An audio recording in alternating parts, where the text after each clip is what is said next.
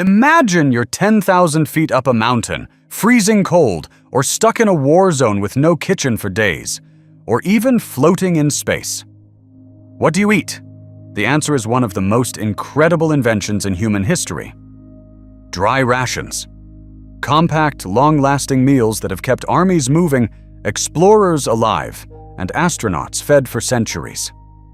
Today, we're going on a full journey through every major type of ration, from rock-hard Roman biscuits to the self-heating MREs soldiers love to hate, from Ukrainian battlefield packs to the food that flew to the moon. Let's travel back 2,000 years. In ancient Rome, every legionary carried Bucellatum, rock-hard biscuits made of flour, water, and salt. These things were so durable they could last decades. Soldiers joked that if you dropped one, it would break your foot before it broke itself. Fast forward to the Middle Ages. European sailors and soldiers survived on hardtack. The same idea, but even tougher. One British sailor in the 1700s wrote that hardtack was so hard, you could use it as ammunition. They soaked it in beer or rum just to make it edible. The real game changer came in 1795. Napoleon offered a huge cash prize: invent food that stays fresh for months without spoiling. French chef Nicolas Appert won with the world's first canning method. But armies still needed something lighter and drier. That's when the modern dry ration was born. Portable, calorie-dense food designed for soldiers on the move. Wars have always been the greatest laboratory for food innovation.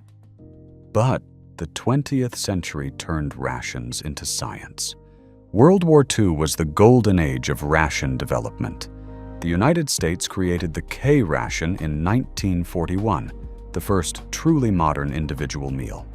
Designed by Dr. Ansel Keys, it came in 3 color-coded boxes: breakfast, dinner, and supper. Inside? Spam, cheese, hard biscuits, chocolate, cigarettes, and even chewing gum. Soldiers loved the chocolate, but hated the monotony. One GI wrote home, "After 3 days on K-rations, I'd trade my rifle for a fresh apple." The C-ration followed, bigger, heavier, and packed in metal cans. It included famous frank and beans, and was the main meal for troops in Korea and Vietnam. The problem?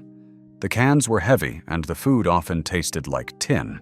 Meanwhile, Britain had its famous 24-hour ration, with strong tea and Cadbury chocolate. Germany issued the Iron Ration, compact, but soldiers nicknamed it the Iron Stomach Destroyer. These wartime rations taught the world one lesson: soldiers fight on their stomachs, but they also showed how much room for improvement there was. Then came the biggest leap forward. In 1981, the U.S. Army introduced the MRE, Meal Ready to Eat. This is the rock star of modern rations. Each MRE is a complete 1,300 to 1,400 calorie meal with a main dish in a special retort pouch, sides, dessert, drink mix, and, the coolest part, a flameless ration heater. Just add water, slide the pouch in, and in 10 to 12 minutes, you have a hot meal without fire or electricity. The heater uses a simple chemical reaction between magnesium and water that produces heat up to 60 degrees Celsius.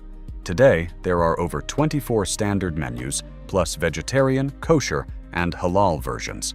Popular ones include fajita, beef taco, and even chicken fajita, and even cheese tortellini. Fun fact: in 2018, the military added pizza that stays shelf-stable for 3 years. Soldiers still joke that MRE stands for Meals Ready to Explode because of the heater. Advantages? Lightweight, long shelf life, 3 to 5 years, and actually tastes decent. Downsides? Some menus are still acquired taste, and after weeks in the field, troops call them meals ready to eat or not. But America isn't the only player. Let's go global. France has the RCIR, beautifully presented meals with duck confit, ratatouille, and even crème brûlée in some versions. French soldiers eat better than most civilians. United Kingdom still packs strong black tea and Cadbury chocolate in every 24-hour ration. Morale in a pouch. Israel makes the world's most compact rations. Extremely high calorie-to-weight ratio because every gram matters in desert operations. South Korea includes instant rice and spicy kimchi. Soldiers actually look forward to mealtime. Ukraine modernized its DUR, dry universal ration, after 2014. Today's versions feature premium pâté, energy bars, and retort pouches. Ukrainian soldiers say the new packs feel like a proper meal instead of Soviet-era tins. Russia's IRP is massive, up to 3,500 calories with lots of canned meat and a small folding stove. Beyond regular military use, there are specialized rations. Arctic rations contain extra fat and calories, up to 5,000 plus per day, to fight extreme cold. Survival or emergency rations like Daytrex or SOS bars are tiny 2,400 calorie bricks designed to keep you alive for days in a lifeboat or crashed plane. Special Forces packs are ultra-light and ultra-dense. Think 3,000 calories in under 1 kilogram. Civilian hiking rations use freeze-drying technology originally developed for space. Brands like Mountain House or Real Turmat let you eat pad thai or beef stroganoff on a mountaintop with just boiling water.